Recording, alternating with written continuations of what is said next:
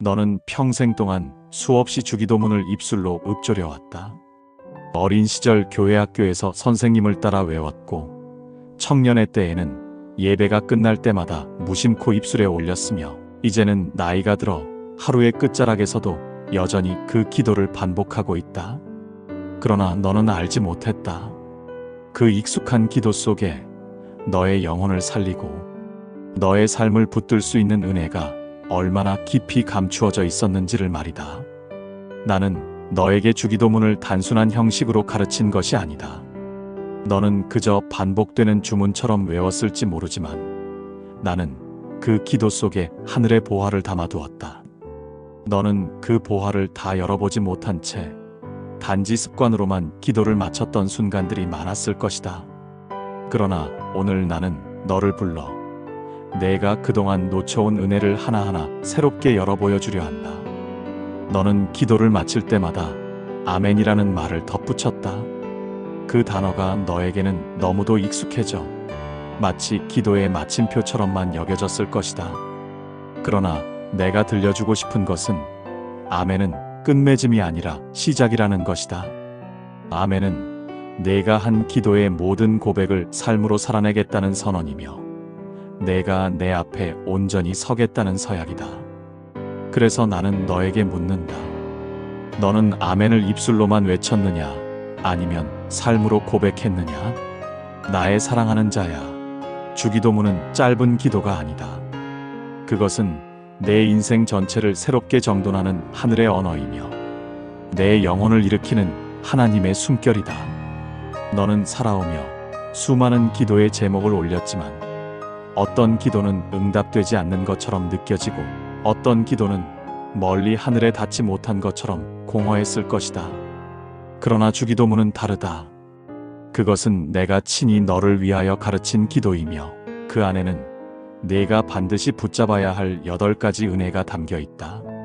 나는 내가 지쳐 있을 때에도 병상의 고통 속에 누워 있을 때에도 자녀 문제와 경제적인 무게에 눌려 있을 때에도 이 기도를 다시 읊조리기를 원한다. 왜냐하면 주기도문은 너의 연약함을 넘어서는 힘이 있기 때문이다. 그 기도 한 줄 한 줄에는 내가 내게 허락한 하늘의 약속이 담겨 있고 그 약속을 따라 살아가는 순간 너의 영혼은 다시 숨을 쉬게 된다. 너는 인생의 후반부를 걷고 있다. 사람들은 나이 듦을 두려움으로 말하지만 나는 그것을 은혜라고 부른다. 왜냐하면 세월이 흐를수록 너는 세상의 헛된 것들을 내려놓고 내게 더 가까이 나아올 수 있기 때문이다. 그래서 지금 이 시기에 내가 다시 주기도문을 붙잡는 것은 결코 우연이 아니다.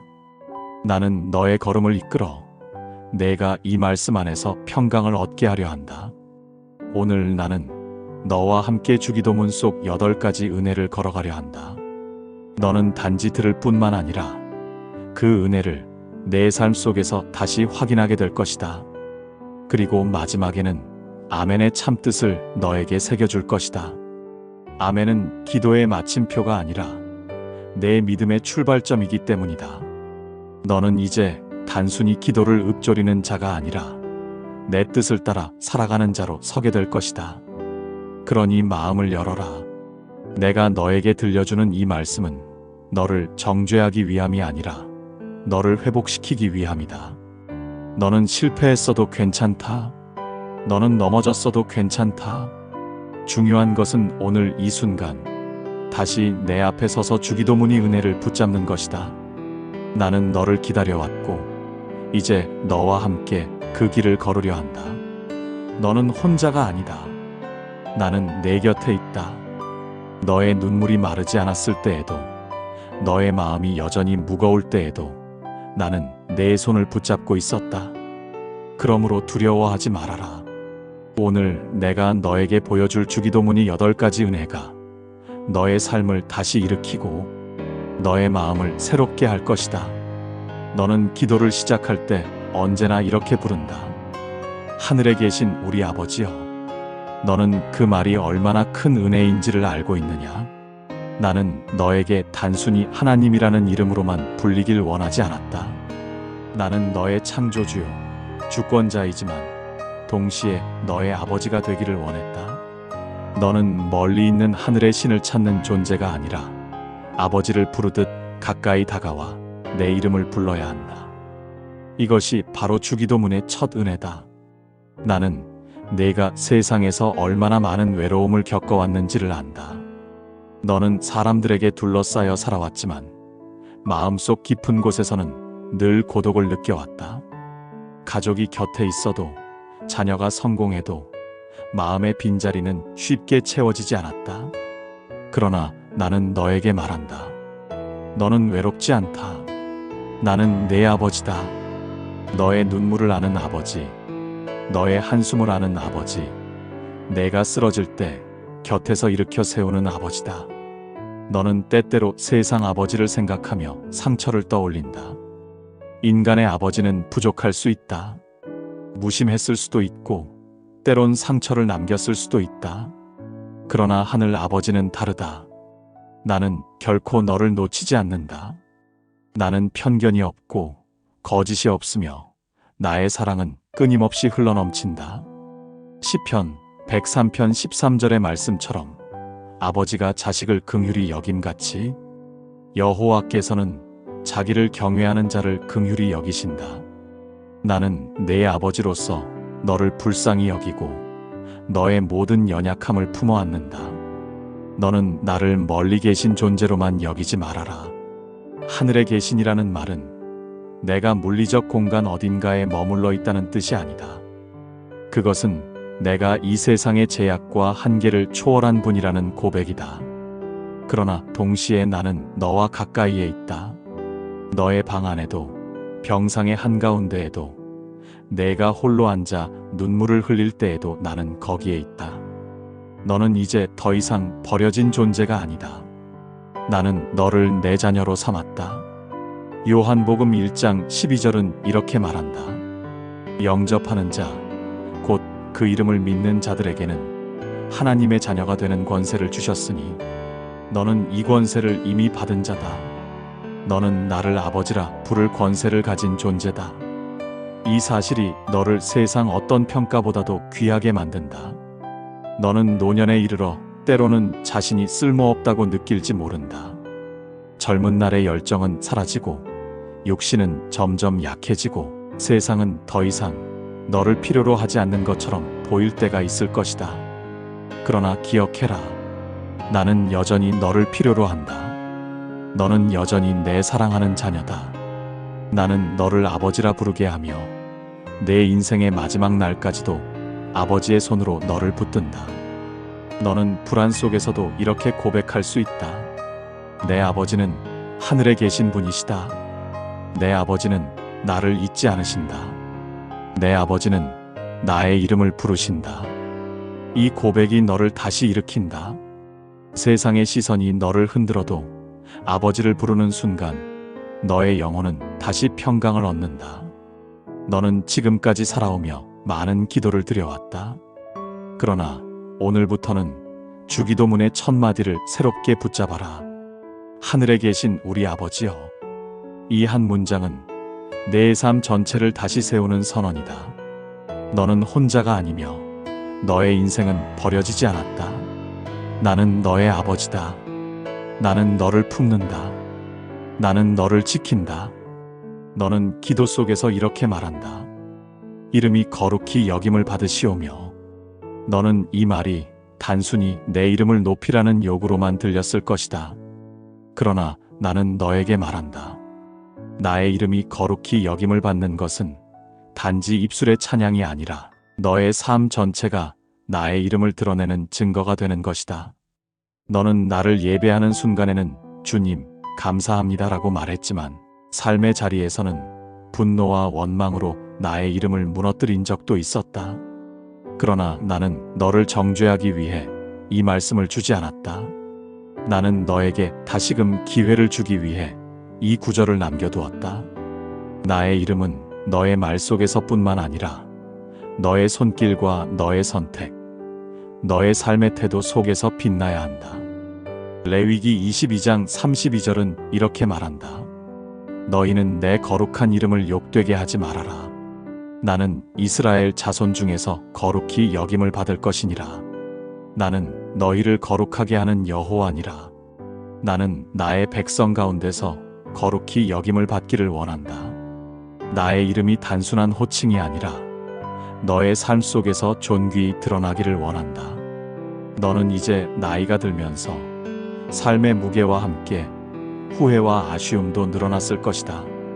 때로는 내가 잘못 살았구나라는 생각이 내 마음을 누를 수도 있다.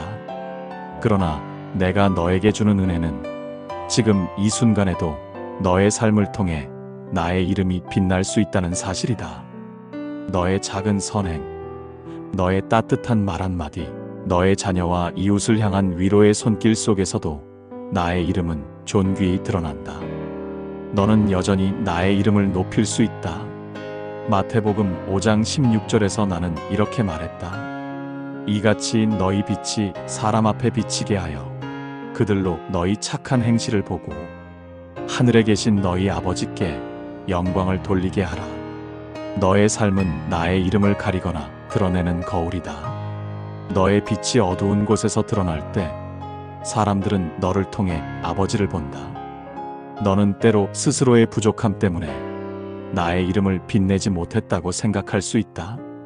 그러나 기억해라. 나는 너의 실패보다 크다. 나는 너의 과거보다 넓다. 내가 지금이라도 나의 이름을 붙잡고 그 이름이 내 삶에서 거룩히 여겨지기를 소망한다면 나는 너의 오늘을 새롭게 사용한다. 나의 사랑하는 자야.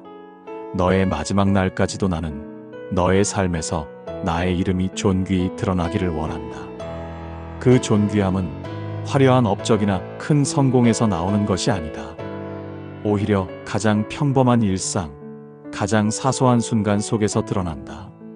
내가 남을 이해해주는 인내 속에서, 내가 용서하는 결단 속에서, 내가 고난을 믿음으로 견뎌내는 인내 속에서 나의 이름은 거룩히 여김을 받는다. 그러므로 기억해라. 나의 이름은 단지 기도의 문장에서 높아지는 것이 아니다. 그것은 내 삶 전체가 나를 증거할 때 거룩히 드러나는 것이다. 나는 너에게 다시 말한다. 너의 입술만이 아니라 너의 생애 전체가 나의 이름을 높여야 한다. 너는 나의 이름을 욕되게 하기 위해 부름받은 자가 아니다. 너는 나의 이름을 빛내기 위해 부름받은 자다. 오늘 내가 다시 기도할 때 이름이 거룩히 여김을 받으시오며라는 구절을 읊조릴 때마다 기억하라. 그것은 내가 단지 기도의 형식을 지키는 것이 아니라 내 삶 전체를 나의 이름 앞에 드리는 서약이라는 것을. 나는 너를 통하여 나의 이름을 드러낼 것이며 너는 그 거룩함 안에서 다시 자유를 누리게 될 것이다.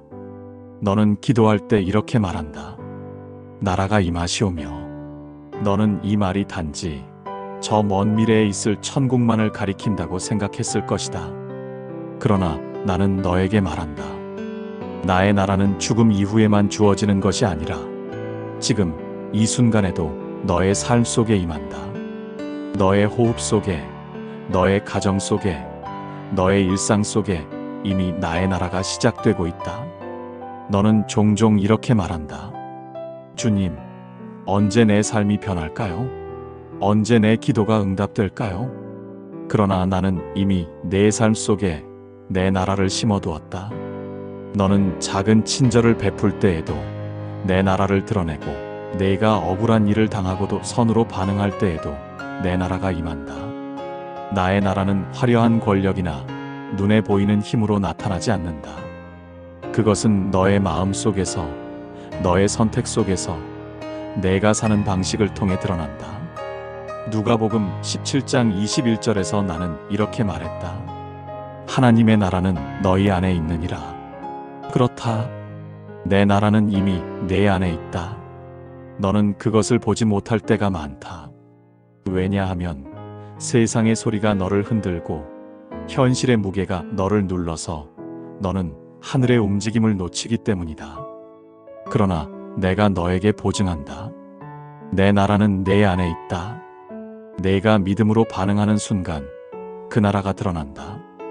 너는 나이 들어갈수록 점점 세상에 대한 두려움과 불안을 크게 느낄 수 있다. 세상이 점점 변하고 사람들의 마음이 차가워지고 정의가 무너지는 것처럼 보일 때도 있을 것이다. 그러나 기억하라. 내 나라는 세상의 나라와 같지 않다. 세상의 권력은 잠시 있다가 사라지지만 내 나라는 영원하다.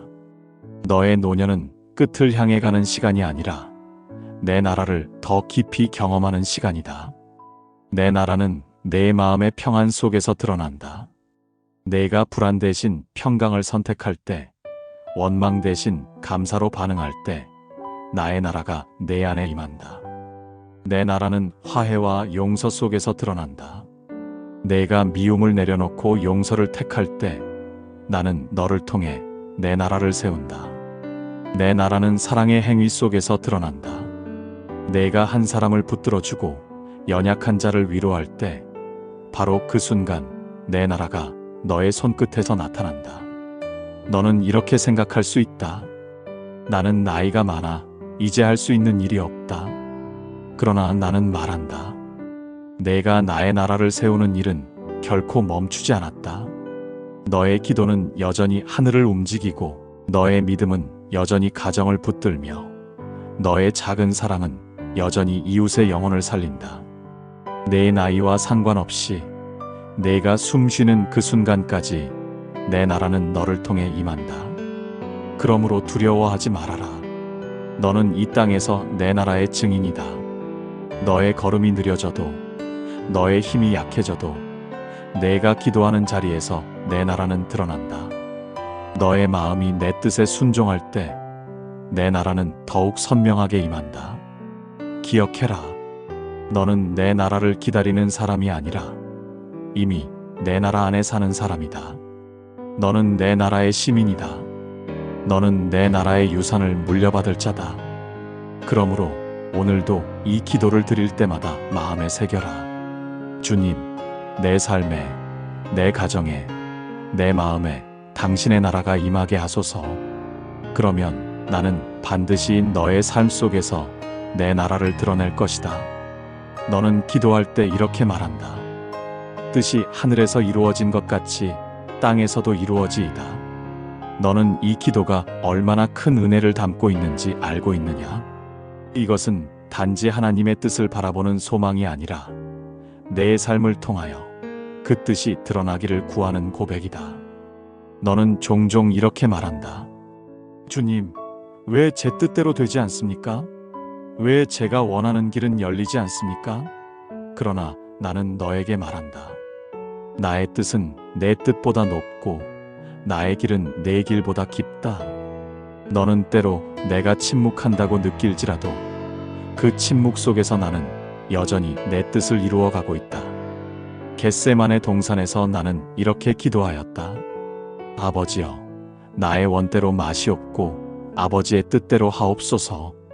나의 마음도 고통으로 떨리고 내 몸도 두려움에 눌려 있었지만 나는 결국 아버지의 뜻을 선택하였다. 그리고 그 순종을 통해 구원의 길이 열렸다. 너도 기억하라. 순종은 때로 눈물 위에서 이루어지지만 그 눈물 위에 하나님의 뜻은 반드시 꽃을 피운다. 로마서 12장 2절은 이렇게 말한다. 너희는 이 세대를 본받지 말고 오직 마음을 새롭게 함으로 변화를 받아 하나님의 선하시고 기뻐하시고 온전하신 뜻이 무엇인지 분별하도록 하라. 나의 뜻은 언제나 선하고 언제나 온전하며 언제나 너를 향한 사랑 안에 있다. 내가 그 뜻을 다 이해하지 못해도 나는 결코 너를 해하려 하지 않는다. 너는 나이가 들어갈수록 점점 많은 것을 내려놓을 수밖에 없다. 젊을 때는 내 힘대로 살 수 있다고 여겼지만 이제는 몸도 약해지고 환경도 변하며 사람들의 마음도 쉽게 따라주지 않는다. 그러나 이것이 은혜다. 왜냐하면 이제는 더욱 선명하게 내 뜻에 내 삶을 맡길 수 있기 때문이다. 너의 계획이 막힐 때 너는 내 뜻을 더 깊이 바라보게 된다. 너의 길이 막다른 골목에 이를 때 너는 비로소 내 길을 발견하게 된다. 너는 두려워하지 말아라. 내 삶이 흔들려도 내 뜻은 흔들리지 않는다. 내 마음이 약해져도 내 계획은 변하지 않는다. 나는 내 인생의 처음부터 끝까지를 알고 있으며 너의 눈물이 마를 때까지 너를 붙들고 있다. 그러므로 안심하라. 내 뜻은 언제나 너를 향한 선한 길이다. 내 사랑하는 자야, 너는 이제 이렇게 기도해야 한다. 주님, 제 뜻이 아니라 주님의 뜻을 이루소서. 이 기도는 항복의 고백이 아니라 신뢰의 고백이다. 너는 패배자가 아니다. 오히려 내 뜻에 순종할 때 너는 가장 큰 승리를 경험하게 된다. 그러니 다시 기도하라. 뜻이 하늘에서 이루어진 것 같이 땅에서도 이루어지이다. 이 말은 너의 뜻을 내려놓는 무거운 짐이 아니라 너의 삶을 맡기는 가장 가벼운 고백이 된다. 내가 이 고백을 드릴 때 나는 너의 삶을 내 뜻 안에서 가장 선하고 아름답게 빚어갈 것이다. 너는 기도할 때 이렇게 고백한다. 오늘 우리에게 일용할 양식을 주시옵고. 너는 이 말이 단순히 먹을 것을 달라는 기도라고 생각했을 것이다. 그러나 나는 너에게 말한다. 이 기도는 단지 음식을 구하는 것이 아니라 오늘을 살아갈 은혜를 구하는 것이다. 너는 종종 내일을 걱정한다.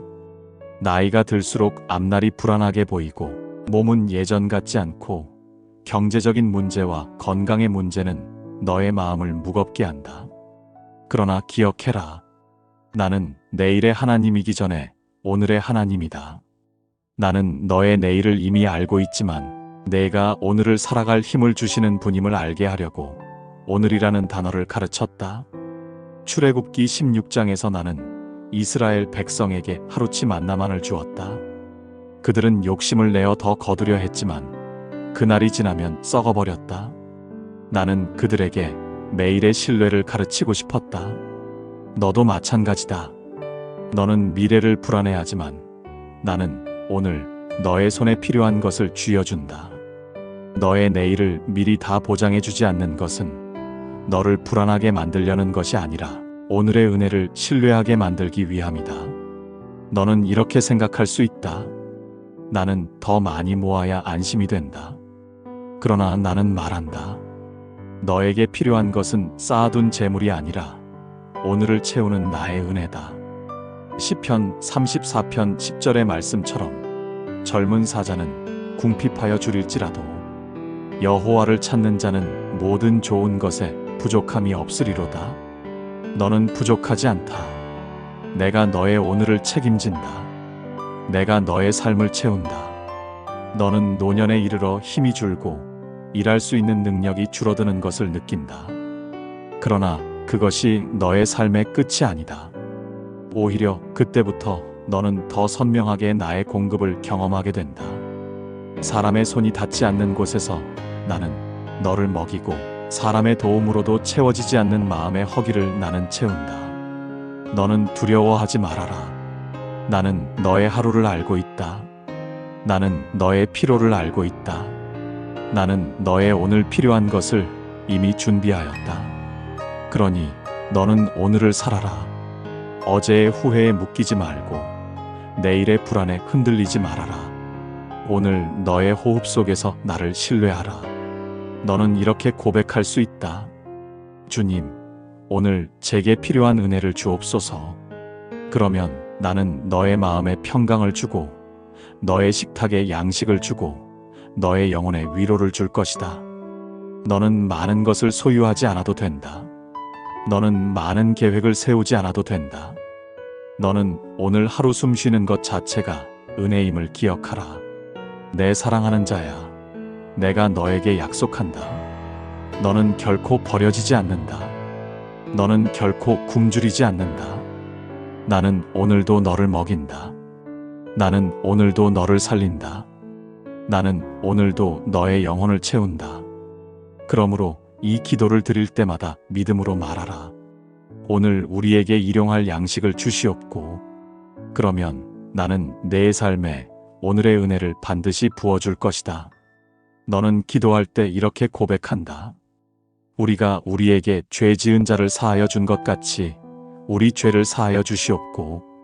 이 구절은 너의 입술에서 쉽게 흘러나왔지만 실제로 너의 마음은 여전히 용서하지 못한 얼굴들로 무겁게 눌려 있었을 것이다. 그러나 나는 너에게 말한다. 용서는 단순한 덕목이 아니라 내 영혼을 살리는 은혜다. 너는 살아오며 많은 상처를 받았다. 가까운 사람일수록 더 깊은 상처를 남겼고 시간이 지나도 잊히지 않는 말과 행동이 너의 마음속에 여전히 남아있다. 그래서 너는 때때로 이렇게 말한다. 주님, 저는 그 사람을 도저히 용서할 수 없습니다. 그러나 나는 십자가 위에서 이렇게 기도하였다.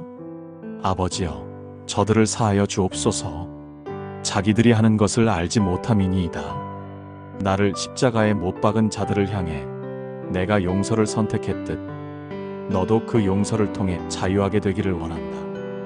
마태복음 6장 14절과 15절에서 나는 분명히 말했다. 너희가 사람의 잘못을 용서하면 너희 하늘 아버지께서도 너희 잘못을 용서하시려니와 너희가 사람의 잘못을 용서하지 아니하면 너희 아버지께서도 너희 잘못을 용서하지 아니하시리라. 용서는 일방적으로 받는 은혜가 아니라 흘려보내는 은혜다. 내가 다른 이를 용서할 때 나의 용서도 내 안에서 흐른다. 너는 이렇게 생각할 수 있다. 용서하면 내가 손해 아닌가요? 그러나 나는 말한다. 용서는 상대방을 살리는 것이 아니라 먼저 너를 자유롭게 한다.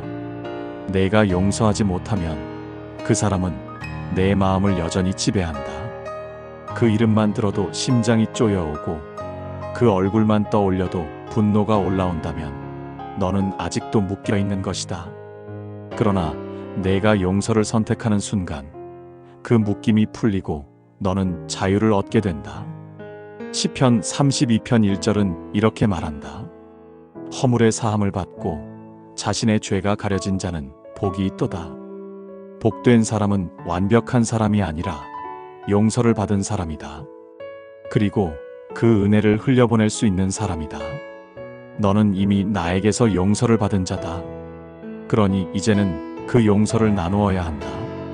너는 오래 살아오며 잊고 싶어도 잊히지 않는 상처를 가슴에 품고 있을 것이다. 그러나 나는 너에게 다시 말한다. 내가 그 마음을 나에게 맡기면 내가 너를 대신하여 치유할 것이다. 내 힘으로는 용서할 수 없지만 나의 은혜로는 가능하다. 그러니 이렇게 기도하라.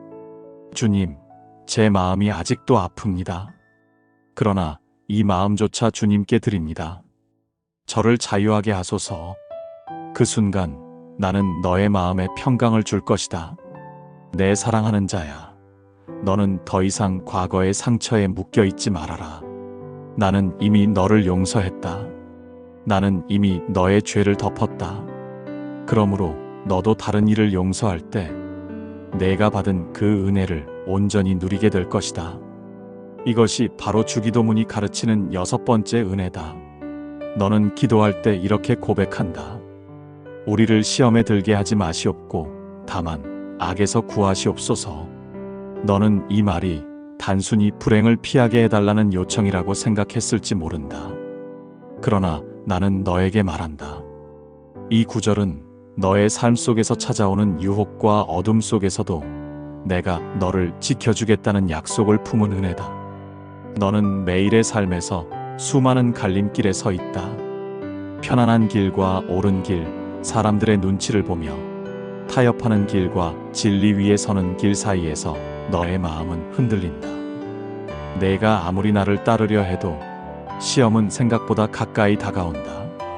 내 마음속 자존심 속에도 내가 붙잡는 두려움 속에도 여전히 시험은 고개를 들고 있다.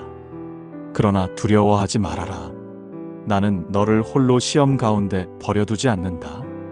고린도전서 10장 13절은 이렇게 말한다.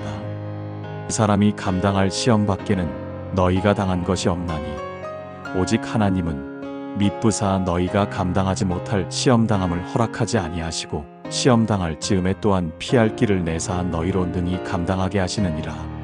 너는 종종 내가 감당할 수 없는 고난이 주어졌다고 느끼지만 나는 언제나 피할 길을 예비해 두었다.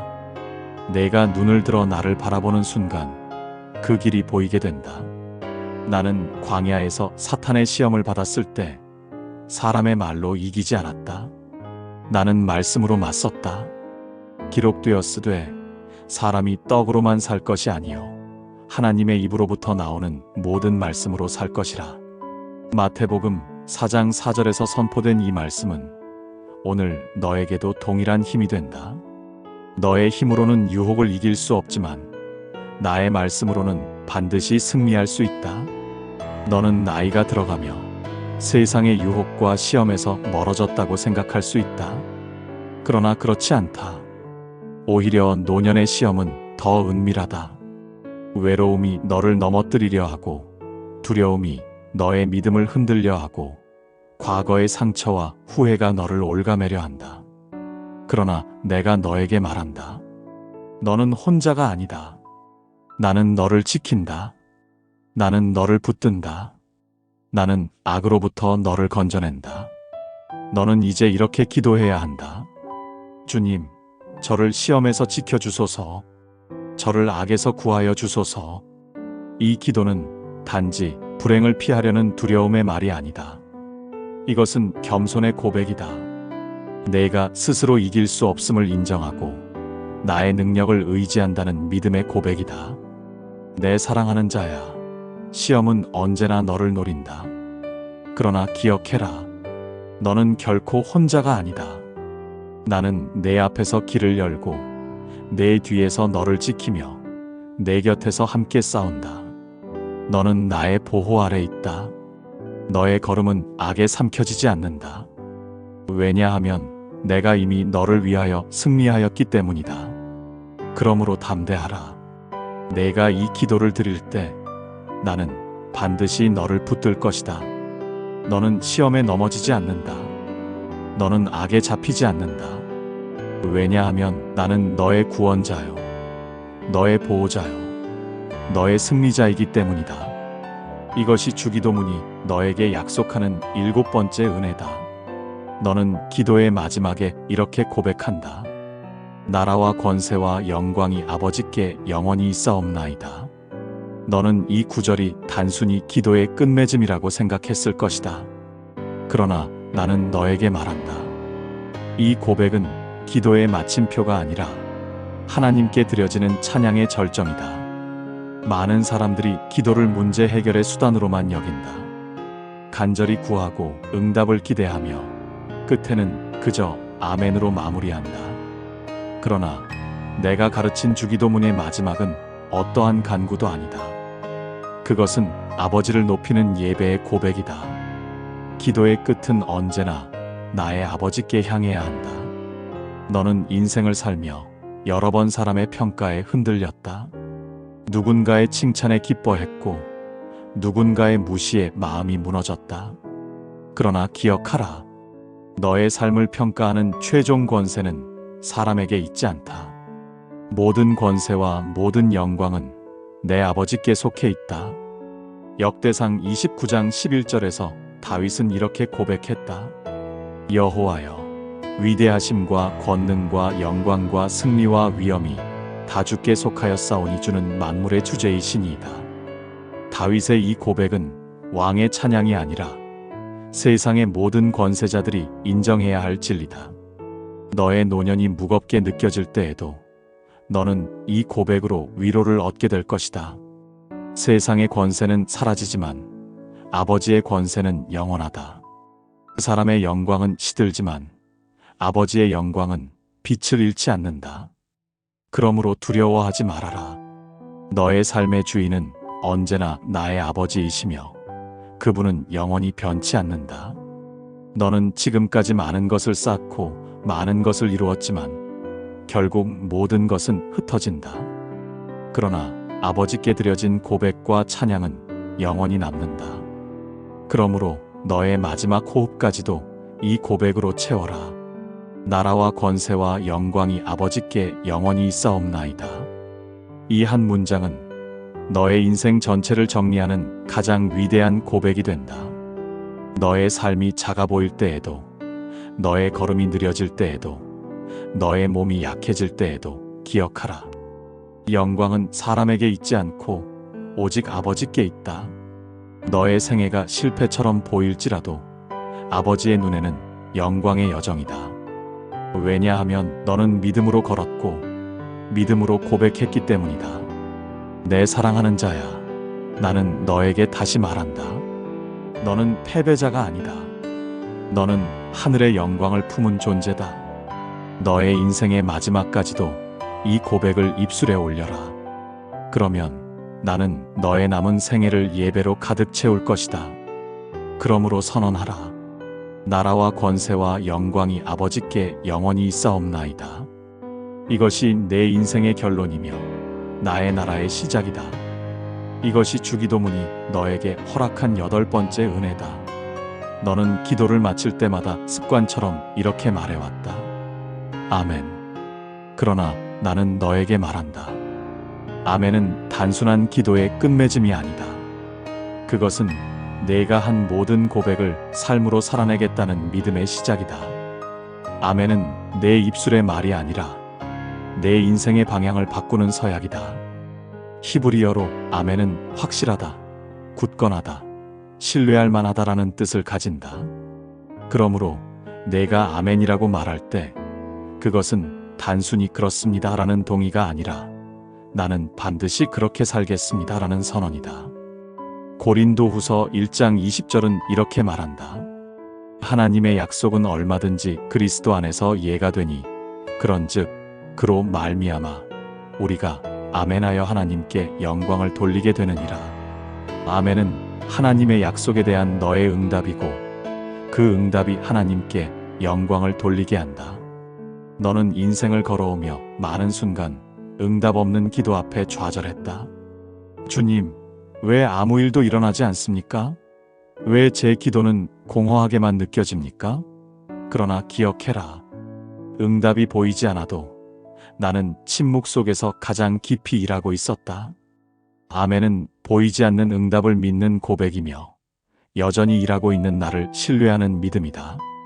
너는 나이가 들어 몸이 약해지고 세상에 대한 소망이 줄어드는 것처럼 느낄 때가 있을 것이다.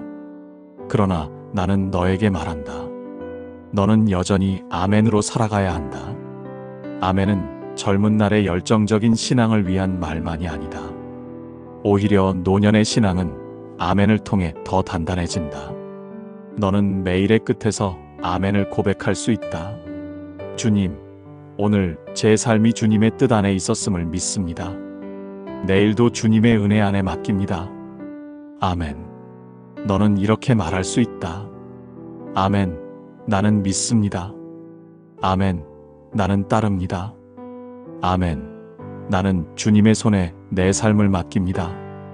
이 고백이 너의 삶을 붙든다.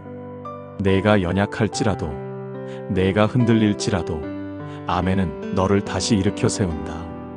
왜냐하면 아멘은 내가 나를 향해 던지는 마지막 고백이 아니라 내가 너를 향해 여전히 붙들고 있다는 증거이기 때문이다.